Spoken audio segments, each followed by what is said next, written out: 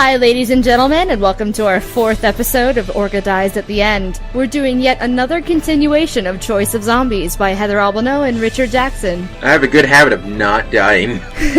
I'm Mandy, your narrator, and Orga is your choose-your-own adventurer. Ready, Orga? Yes, I am. No, I'm not. No. Stop. The faint but distinctive sound of more crashing glass funnels up the alleyway. It sounds like something is making its way into your alley, which is probably not good. You quickly look around. There's plenty of debris on the ground and several pretty pungent trash bags, some of them half torn open with their contents adding to the mess. The last door is to a pharmacy, but a quick try of the handle says that it's locked. However, above the pharmacy door is a louvered window. The plastic looks thoroughly weathered and sunbaked. If you could just bust out one of the louvers, you might be able to unlock the door somehow. Maybe you could find something in the trash to jiggle the door handle on the other side. As you consider your options, the unwelcome sound of moaning reaches your ears. You turn your head in time to see 3 zombies trundle around the corner at the far end of the alley. Another 3 appear behind them. Oh crap, you think. What's a zombie apocalypse survivor to do? Do you go over the wall or bust out the louvers? I don't think I'm going to be able to make it over a wall. As we've already established, I'm not very fit in this world. So, I guess I'm going to have to try and bust the lever. You grab a discarded brick and hurl it at the plastic, which immediately shatters. As I said, the louver is pretty small and high up. You can reach through the window, but you can't quite reach the door handle on the other side. Just then, out of the corner of your eye, you spot Salvation, an umbrella discarded in the trash, perfect for manipulating objects just out of reach. Thanks, Mary Poppins. Yeah! You quickly reach down and pull on the hook on the door handle. Unfortunately, the door is dead-bolted, and apparently someone discarded this umbrella because the handle is loose. It breaks off and falls uselessly to the floor inside the pharmacy. The zombies are very close now. They could be breathing down your neck if they weren't actually breathing. Orga, says Brian, can you hurry up a little bit? You realize with a sinking feeling that this was a very bad decision. In a moment of desperation, you manage to rip out one of the umbrella's support wires. Hands shaking, you lower it through the window and tug at the deadbolt switch, which clicks gently. With another tug at the door handle, the pharmacy door swings open. You throw yourselves through the door and slam it shut behind you. Scraping fingers and fruitless pummeling come from the other side of the door as you slide the bolt back in place. Hey, I guess it wasn't such a bad idea after all. Finally, the wharf comes into view. The buildings fall away. The cloudy sky looks like freedom. The gray lapping water looks even better. And there don't appear to be any zombies between you and the ferry building. You made it. Well, almost. But there can't be that much left between you and safety, right? Right? A few boats bob quietly in the darkening water. There's your millionaire's yacht. That would be awesome and probably well stocked with provisions and fuel. It's probably well stocked with ex-crew members too, given how big it is. You might end up having to swab the decks with the soggy ends of a dead crew. On the other side of the wharf, a typical family-sized speedboat, which is certainly empty, and... Wait a minute, are those keys in the ignition? Well, good. It's about time your luck turned. Behind the small boat sits the local ferry. The aging wooden vessel, which has definitely seen better days, is certainly an option. It's probably stocked with food and lots of coffee, and you would really like some coffee. But it's slow and steady, and much more fuel efficient than the gorgeous luxury boat over there. We could take the ferry, Brian says. It's most likely to have provisions, and we'll need them on the island. What do you decide? Luxury, speed, or practicality? If I'm going off into the unknown, I'm damn well going in style. I choose the luxury yacht. Let's just get the hell out of here. I'm all about speed and speedboats. Or, we have a reliable, solid transport with plenty of room for survivors and provisions. I choose the ferry, without buying a ticket, of course. Yeah, I really hate those luxury yachts. You get them in the harbor all the time, they just look ugly as hell. And they're always filled with douchebags, too. They really are. Like, what the hell? Why do they always have douchebags? Why don't nice people ever drive yachts? Seriously, as long as a bunch of assholes with sunglasses and popped-up collars like, ugh. God. So, yeah, no, fuck those guys, they can stay zombies, and I'm gonna go take the ferry boat. The old ferry creaks and groans against the wharf. No lights come on from the cabins. No lights glow on the deck. The wheelhouse is dark too. Appropriately to the situation, everything looks dead. You can't hear any movements on board, but still, who knows what's lurking on the shadows. You cautiously creep on board, making your way to the wheelhouse. Surprisingly, you get there with no problem. The ferry control looks pretty straightforward. Several dials indicate things like engine temperature, fuel levels, charge levels, and so forth. There are a number of on and off switches, and an ignition which sadly has no key in it. Now what? I search the wheelhouse for a key, or I attempt to hotwire the ignition. Oh, yes, I will search the wheelhouse for the key. You search with no luck. However, there is a place you haven't looked. A locked metal cabinet. How do you get it open? To the rear of the cabin, there's a fire hose, and with it, an axe. That looks like it could open anything if you want it to. Oh my god! It's not a battle axe, Orga. It's just an axe. It is in my hand. No, it's... Oh god. Yes, it is. Oh my god, I got an axe. Yes! Do you grab the axe and start swinging, or ask Brian No. for assistance? Oh yes, I take the axe and start swinging. That's amazing. Oh, fuck me! Why? Why did you give him a battle axe game? What the hell's wrong? Because they're awesome. Oh man! Yes. Okay, grab the axe and start swinging.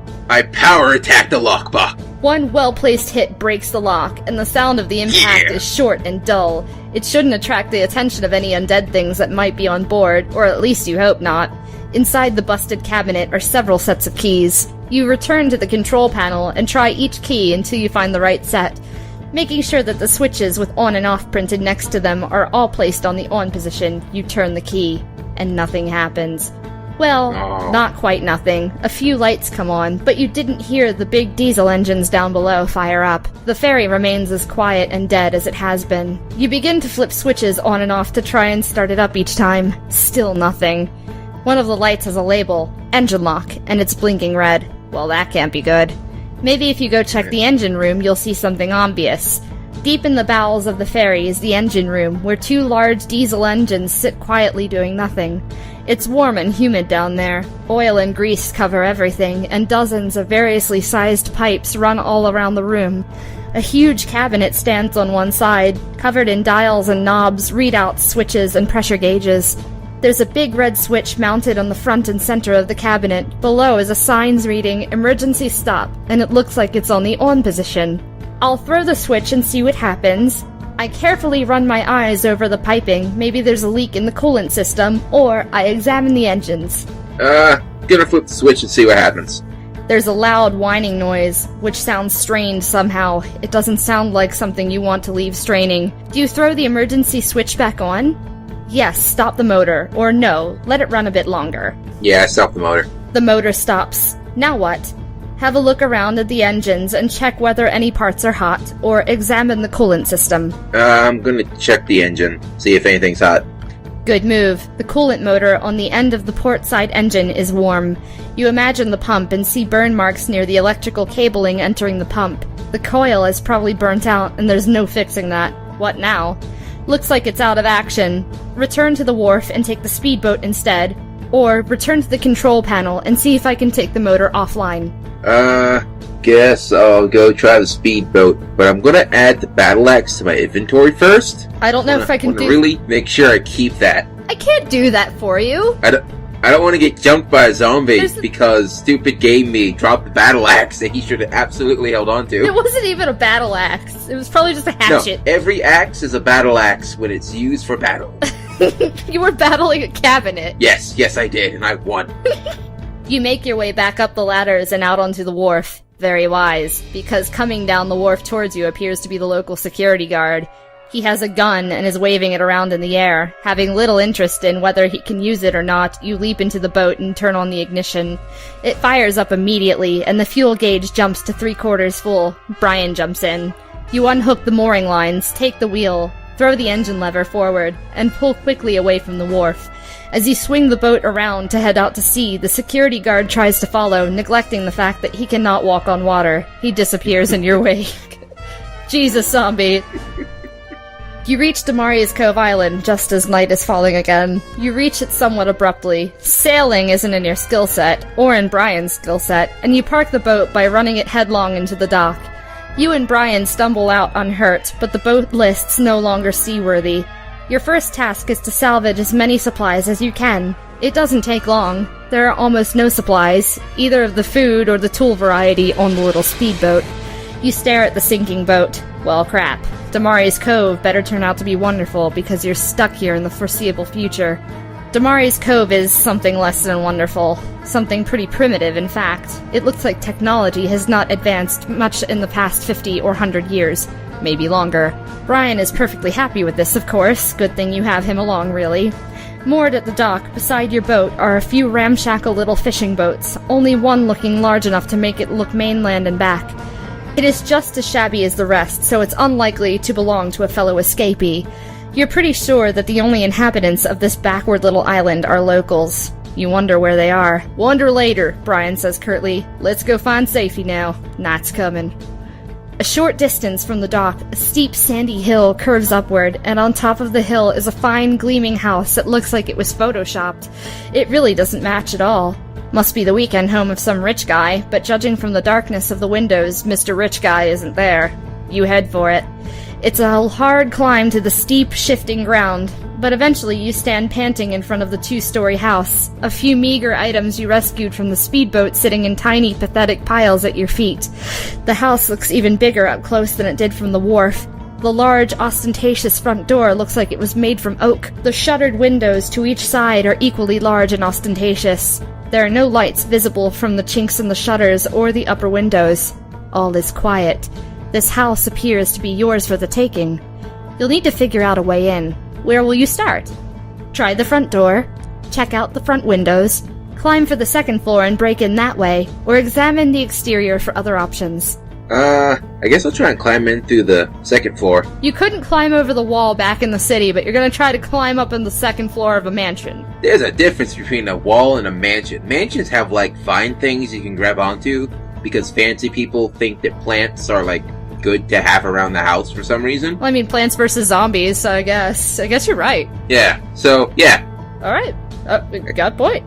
You stare at the roof over the farmer's porch. It should be possible for an adult to stand on the porch railing and pull himself onto the roof, then break one of the unshuttered windows up there. But the gap between the railing and the gutter is quite large, and the slope of the roof is very steep.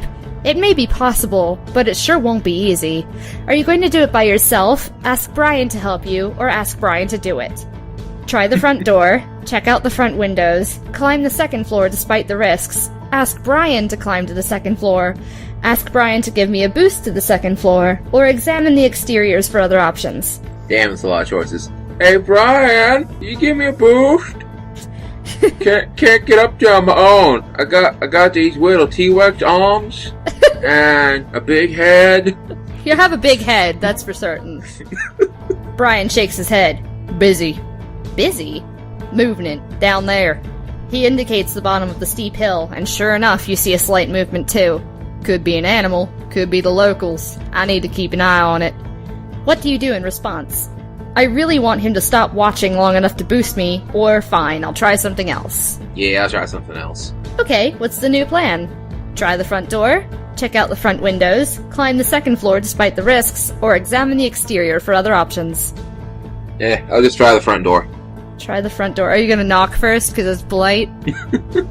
Well, I mean, can I knock by, the way I like to knock? Just knocking it in? You don't have your battle axe anymore, I'm sorry. Man, this is what I was afraid of. You had it for a glorious 2 seconds. Ah, such an amazing battle. Okay, I'm just gonna knock on it then. You walk up the stairs leading onto the farmer's porch. You try the door and find that it's locked. No surprise. You should have knocked, Orga. God. Before you choose, we're actually out of time. So whether or not Orga gets into the door by knocking, we'll never know. Until next episode. Oh, man. How have you not died so far? Because I'm really awesome. The game knew I was so awesome, it, gave me a battle axe for a little while. It was like, oh man, this dude isn't dead yet. He should totally get a reward. Here's your quest reward for putting up with the whiny bastard. This is bullshit. This is not even fair. No, this is amazing. This is absolutely fair. No. It's just no. It's not cool. This is so fair. It has a Ferris wheel and a freaking prize-winning pig. There was not a... What? No. No, done here. Freaking done. Game over. Next episode, tune in. Alright, folks, tune in next time. Mandy's losing her mind. Bye, everyone. Bye-bye.